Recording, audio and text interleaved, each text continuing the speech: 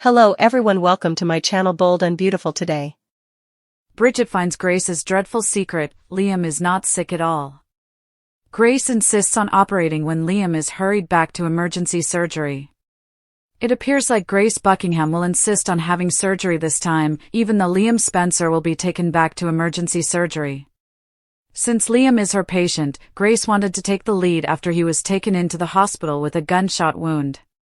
Unfortunately, Sheila Sharp's surgery would have required waiting for another doctor to arrive.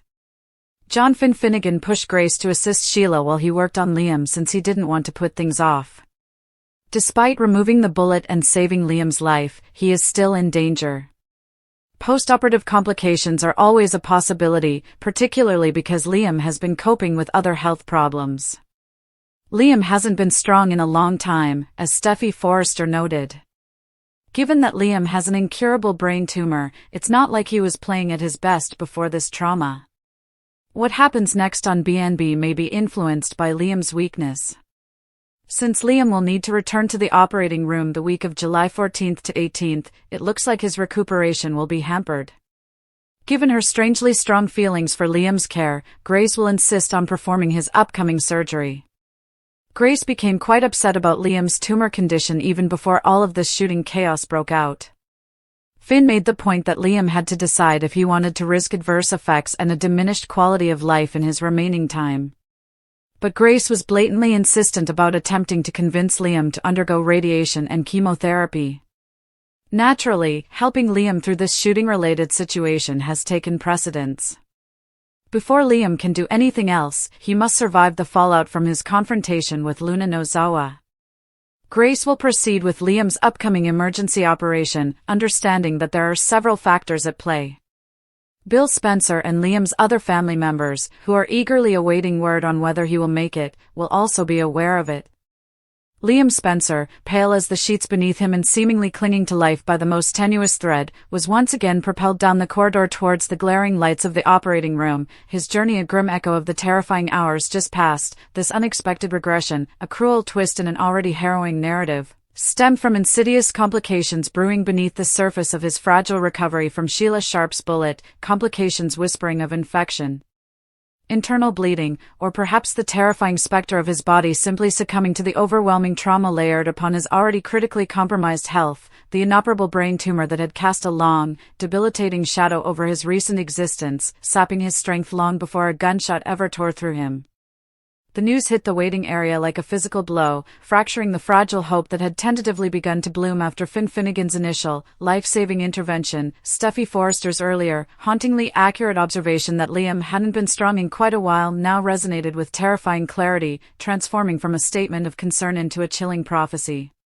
His weakened state, a battlefield already scarred by the tumor's relentless siege, provided fertile ground for post-operative dangers to take root, rendering the standard risks of surgery, infection, organ failure, adverse reactions to anesthesia exponentially more lethal, turning his body into a treacherous landscape where even a minor setback could cascade into fatal collapse.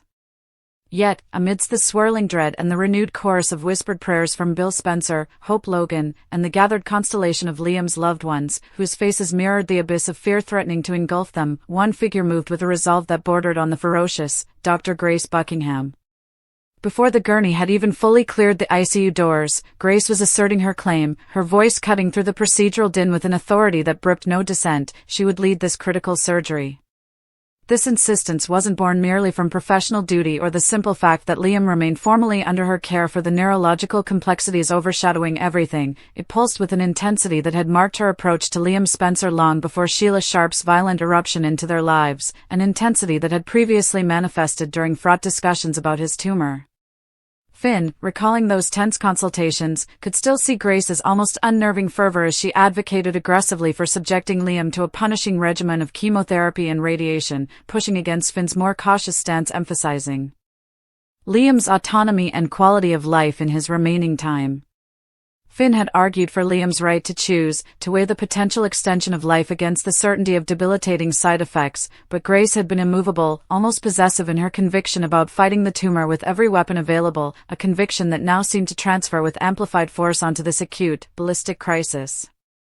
Her determination to operate now felt like the culmination of that earlier, almost combative protectiveness, a deeply personal mission to salvage the life she felt she had unfinished business saving, a mission momentarily thwarted during the initial emergency when Finn, prioritizing the critical timing required for both gunshot victims, had made the pragmatic, life-or-death call. Sheila Sharp, the perpetrator lying grievously wounded nearby, also demanded immediate attention, and another surgeon wasn't instantly available. Finn couldn't afford delay, Sheila needed intervention now, and Liam needed intervention now. Grace, as the only other qualified trauma surgeon present capable of handling Sheila's complex injuries, was the logical choice. He pushed her, firmly but urgently, towards Sheila's operating room while he took the lead on Liam, successfully extracting the bullet and stabilizing him against the immediate threat, a feat that now seemed tragically provisional. While Finn's actions were undeniably heroic in that first, chaotic hour, buying Liam the crucial time that brought him to this fragile point, Grace clearly viewed her absence from Liam's first surgery not just as a professional delegation but as a profound, personal failure, an abdication of her perceived responsibility to her patient, whose unique vulnerability she felt she understood most intimately. This second chance, forced upon them by cruel circumstance, was one she would not relinquish: the shadow of the tumor, the memory of her own impassioned but thwarted treatment plans, and the visceral reality of Liam's current, precipitous decline fused into an unshakable resolve. She understood, with chilling acuity, the astronomical stakes riding on this return to the OR. This wasn't merely about repairing a fresh surgical complication, it was about navigating a minefield laid by the gunshot through the treacherous terrain of Liam's fundamental neurological frailty. The anesthesia itself posed a monumental risk to his compromised brain. The stress of the procedure could trigger catastrophic neurological events. His body's diminished capacity to heal could turn a manageable issue into a fatal one. Every incision, every suture, every decision made under the cold glare of the operating lights would be magnified 100-fold by the underlying disease Grace knew so well. As she scrubbed in, the ritualistic cleansing a stark contrast to the inner turmoil she masterfully suppressed. Grace Buckingham wasn't just preparing for surgery, she was preparing for a duel against fate itself. She knew Bill Spencer, pacing somewhere beyond those sterile walls, carried the weight of a father's terror, his usual commanding presence reduced to helpless dread. She knew Hope Logan's quiet anguish, Steffi's fierce protectiveness now laced with renewed guilt, and the collective breath held by everyone who cared for Liam. But in this moment, blocking out the emotional maelstrom, Grace channeled everything into a laser focus on the fragile man on the table. Her insistence stemmed not only from competence, though that was undeniable, but from a belief, forged in the frustrating battles over his tumor care, that she possessed the specific understanding, the relentless drive, and perhaps even the emotional investment necessary to defy the overwhelming odds stacked against Liam Spencer. As the doors swung shut behind her, sealing her and the unconscious Liam into a world of stark light, sterile steel, and beeping monitors that charted the fragile rhythm of his existence, Grace Buckingham took her position, her eyes fixed on the challenge ahead, knowing failure wasn't an option she could entertain, not for Liam, not for herself, and not for the desperate vigil being kept just outside, where the Spencer family's world hung suspended, awaiting the outcome of one doctor's unwavering, almost desperate, insistence to pull Liam Spencer back from the abyss one final, perilous time. The success or failure of this emergency return to surgery, under Grace's determined hand, would irrevocably determine whether Liam Spencer had any future left to fight for at all. When Liam Spencer awakens, he can't recall anyone. Luna Nozawa had just a few days to live before being shot due to an aggressive malignancy.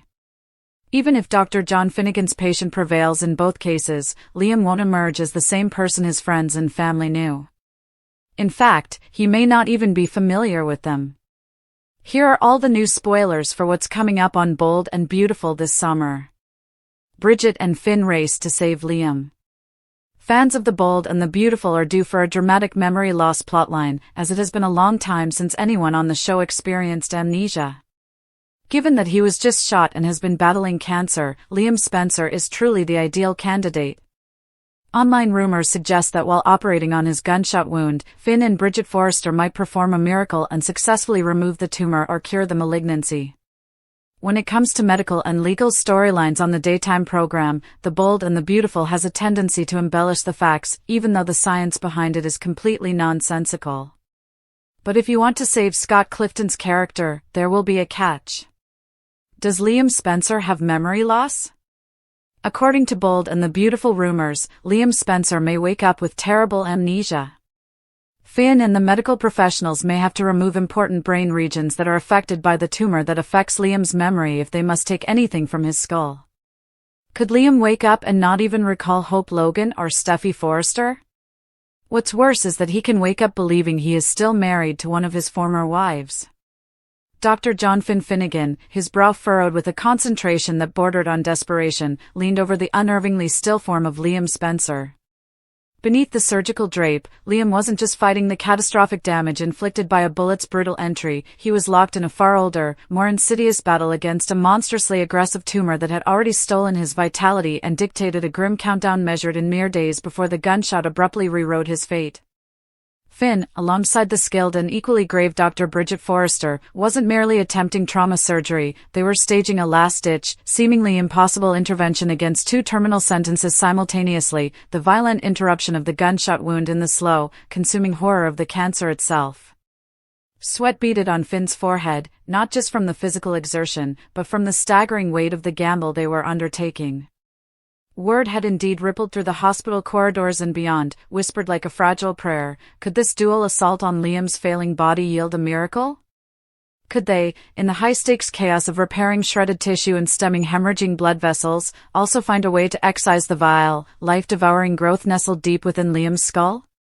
The science screamed impossibility, the precision required to navigate the delicate, tumor-riddled brain tissue while simultaneously managing the acute trauma of the gunshot was a feat bordering on science fiction, a truth acknowledged even within the dramatic license of Genoa City's medical establishment, known for stretching biological plausibility in service of high-octane storytelling.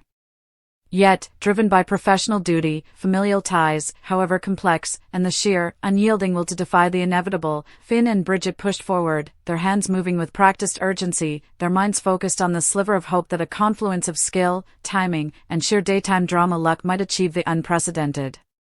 The bullet, a cruel agent of chaos, might ironically become the catalyst for accessing the tumor, the very instrument of near-death potentially enabling the surgery Liam had been too fragile to endure before.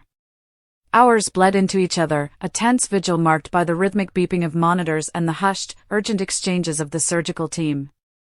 Finally, against staggering odds that would make any real neurosurgeon blanch, a fragile victory was declared. The bullet's path was managed, the immediate threat to life contained.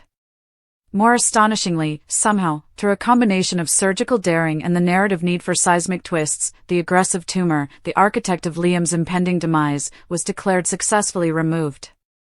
Finn, wiping his brow with a profound mixture of exhaustion and disbelief, might have allowed himself a moment of grim triumph. They had snatched Liam Spencer back from the very brink not once, but twice.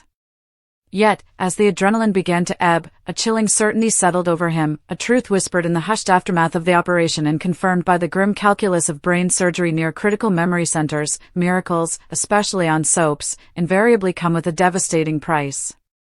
The catch, as heavy and final as a tombstone, was etched not in Liam's chart, but in the terrifying silence where his memories once resided.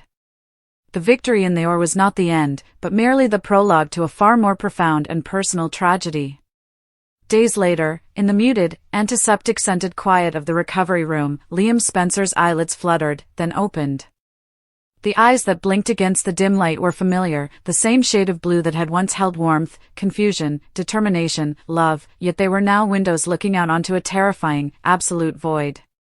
There was no spark of recognition, no dawning awareness of place or circumstance, only the raw, primal confusion of consciousness returning to a landscape stripped bare of all personal history.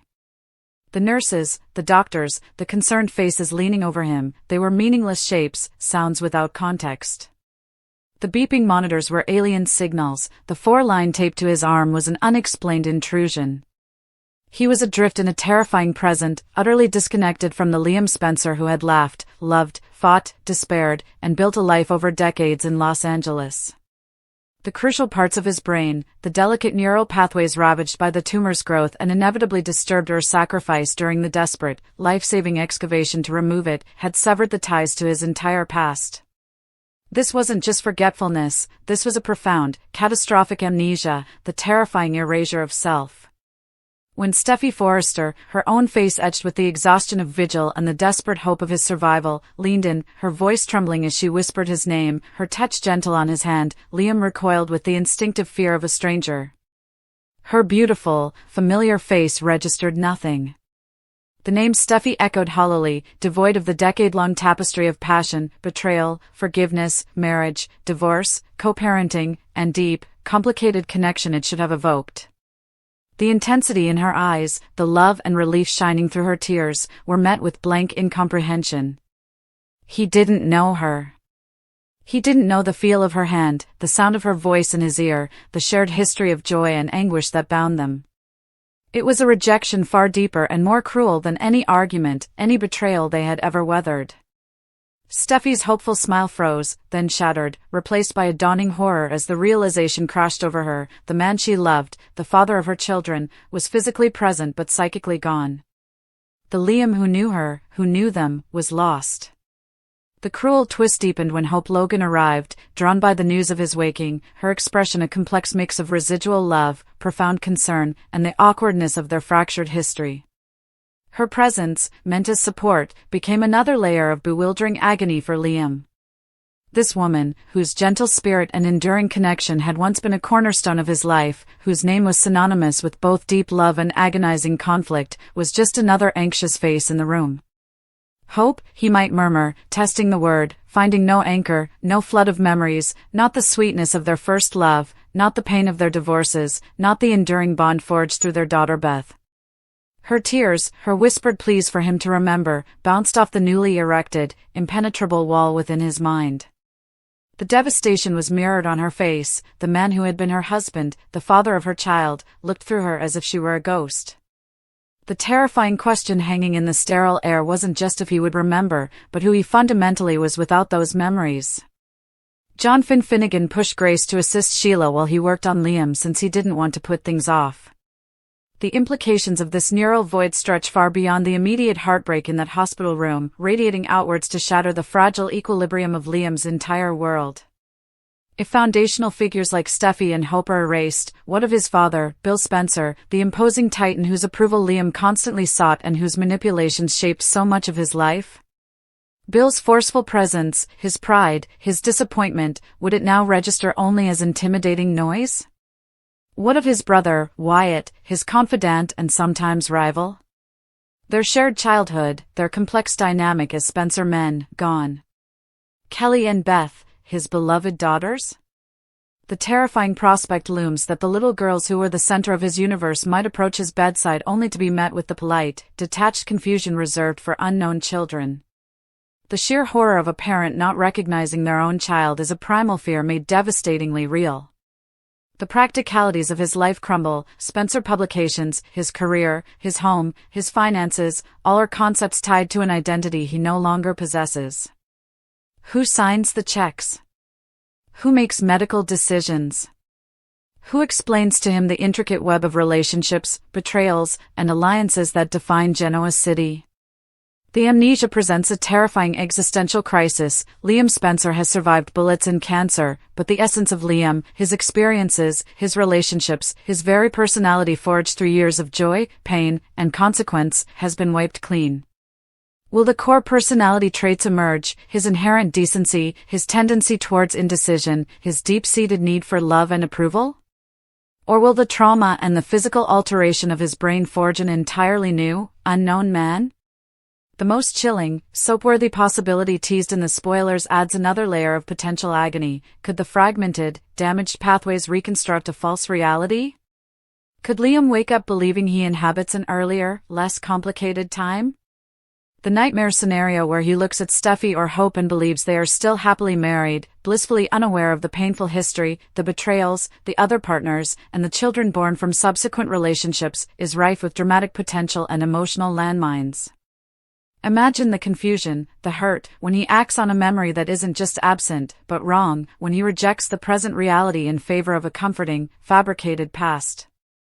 Finn and Bridget, hailed as heroes for saving his life, now bear the heavy burden of unleashing this different kind of suffering.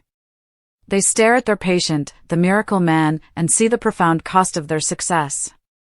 The tumor is gone, the gunshot wound healing, but the man known as Liam Spencer is lost, adrift in an ocean of forgotten yesterdays, leaving his loved ones stranded on the shore, calling out to a soul who can no longer hear them. His survival is a hollow echo, a body breathing where a life once lived, leaving only a devastating void where a man used to be. The battle for survival is won, but the war for identity, for connection, for the very soul of Liam Spencer, has just begun on a terrifying, uncharted battlefield.